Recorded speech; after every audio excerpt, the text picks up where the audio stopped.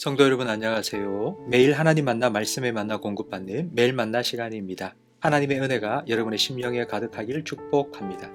오늘 본문 누가복음 15장 11절에서 32절은 11절에서 16절 집을 떠난 탕자, 17절에서 24절 집으로 돌아온 탕자, 25절에서 32절 집에 있던 탕자로 나눌 수 있습니다. 죄인들과 함께 있는 예수님을 비난한 바리새인들과 서기관들에게 예수님께서 세 번째 이야기를 들려주십니다.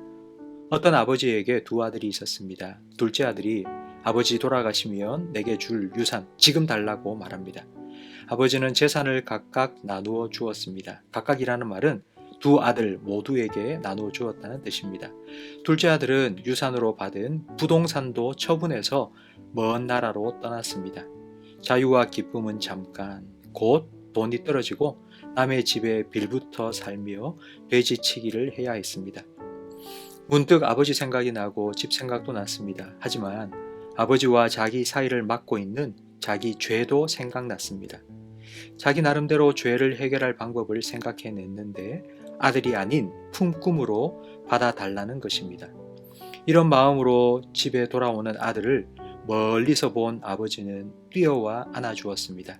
그리고 동네 사람들을 초대해 잔치를 열었습니다. 공식적으로 내가 내 아들을 용서하고 아들로 받아들이니 여러분들도 내 아들을 불효자라 욕하지 말고 잘 대해달라는 뜻입니다. 일 마치고 돌아온 큰 아들은 잔치가 벌어진 집에 들어가지 않고 밖에 서서 화를 냈습니다.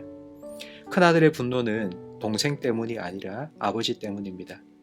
동생이 돌아왔다면 잔치가 아니라 매질을 해서 다시 쫓아내야 한다고 생각했습니다. 자기를 위해서 한 번도 잔치한 적이 없다. 재산을 다 탕진하고 빈털터리로 돌아온 동생을 위해 잔치해주는 아버지에 대한 분노였습니다.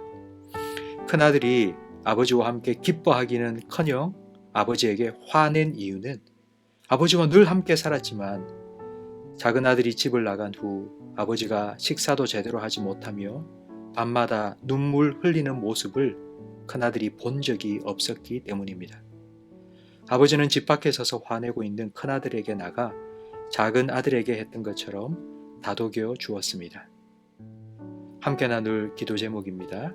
언제나 나를 기다려주신 하나님의 은혜에 감사 기도를 하시고 아버지의 마음을 더 깊이 알아가게 해달라고 기도하시기 바랍니다.